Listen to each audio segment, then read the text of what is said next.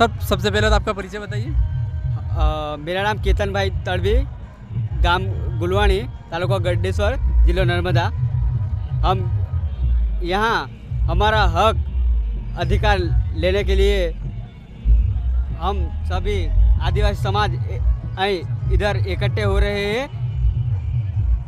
जो हमारा आदिवासी समाज का हक अधिकार वो हमको मिलना चाहिए।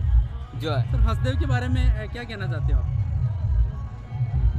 हसदेव का जो अभी हसदेव जंगल के बारे में मैं इतना ही कहूँगा कि जो उधर के लोगों को जो बेफालतू में फिजूल में जो तंग किया जा रहा, वो भी हमारे आदिवासी भाई है। और एक जो मानवता की तौर पे देखा जाए तो एक सब इंसान है, इंसान को ऐसे नहीं बर्ताव करना चाहिए। और इस देश के मालिक है वो असली मालिक आदिवासी है, तो हम हसदेव जंगल को ना काटा जाए और उधर के जो आदिवासी एरिया है उसको सेव किया जाए और उनको जबरनी नक्सली या अर्बन नक्सली की तौर पे ना देखा जाए।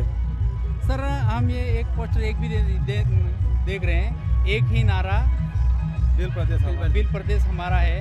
तो सर ये भील प्रदेश का क्या संबंध है?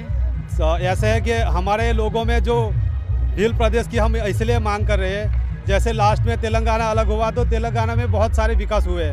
जैसे पंजाब में देखा जाए तो पंजाब के लोग बहुत सारे मतलब विकसित है, तो ऐसे ही हम अपना एक भील प्रदेश की मांग करें। और पहले हमने सुना था कि जो सौराष्ट्र वाला है वो अलग था, जो महाराष्ट्र वाला है वो अलग था, वैसे ही भील प्रदेश था।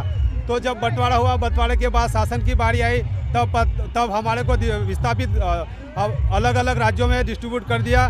कुछ लोग राजस्थान में चले गए, कुछ लोग आदिवासी मध्य प्रदेश में बांट दिए, कुछ आदिवासी को गुजरात में बांट दिया और कुछ आदिवासी को महाराष्ट्र में 4 स्टेट्स में ऐसे बांटा हुआ है। इसलिए हम जब तक हमारा जो भील प्रदेश की मांग है, जब तक हम पढ़ेंगे लिखेंगे नहीं, हमारे अच्छे डॉक्टर होंगे, हमारे अच्छे इंजीनियर होगा, हमारा अच्छा इंफ्रास्ट्रक्चर के लोग होंगे, हमारे अच्छे स्पोर्ट्समैन होंगे, हमारे अच्छे एथलीट्स होंगे, तभी हम अपने आप को मजबूत कर पाएंगे और हम अच्छे देश को बना पाएंगे। और उसी देश में जो भारत देश में हम मूल मालिक है, उसका हिस्सा हम भी बड़े मतलब एक मजबूती के साथ बनना चाह रहे हैं। अच्छा, आप कहना चाह रहे हो कि भील के हिसाब से हमारा भील प्रदेश होना चाहिए। ठीक है साहब, बहुत बहुत धन्यवाद।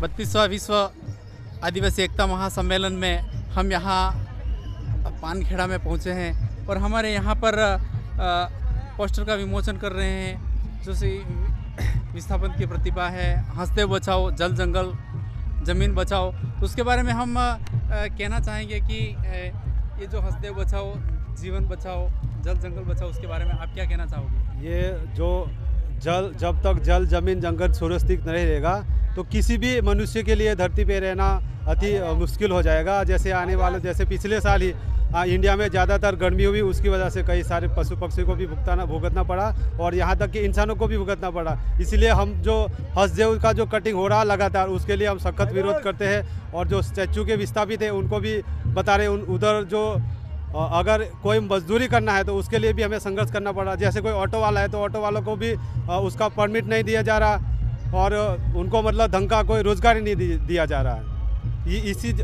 ये लड़ाई है हमारे स्टैचू ऑफ यूनिटी की और हसदेव जंगल की। तो हम जो आज 32वें आदिवासी सांस्कृतिक महासम्मेलन है उसमें जो इकट्ठा हुए उन लोगों को मैसेज देना चाह रहे हैं कि आने वाले दिनों में हमें सब एक होना पड़ेगा और एक होके हमें हमारा हक और अधिकार की लड़ाई लड़नी पड़ेगी। हमारा यही एक मैसेज है। सर आप कहाँ से पधारे हो? मैं हम है गुजरात से, नर्मदा डिस्ट्रिक्ट से। अच्छा सर, ये पधारे, आपको कैसा लगा? ये मतलब बहुत अच्छा, एक जो आदिवासी को जगाने का जो सबसे बड़ा सम्मेलन है वो बहुत ही अच्छा है और ये हर साल बड़ी तादाद में और बड़े लोगों में पता हो और बड़े लोगों के साथ होना चाहिए सम्मेलन। Thank you sir. सर आप कुछ कहना चाहोगे? नहीं। आप बंद कर।